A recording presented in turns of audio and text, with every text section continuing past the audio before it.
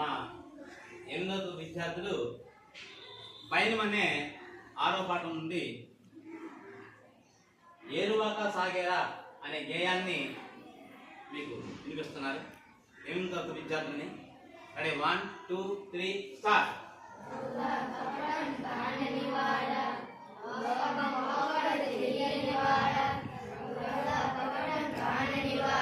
లోకం పోకడ తెలియనివాడ నవధాన్యాలను గంపకెత్తుకొని సద్ది అన్నము మూట కట్టుకొని ముళ్ళు గర్రను చేత పట్టుకొని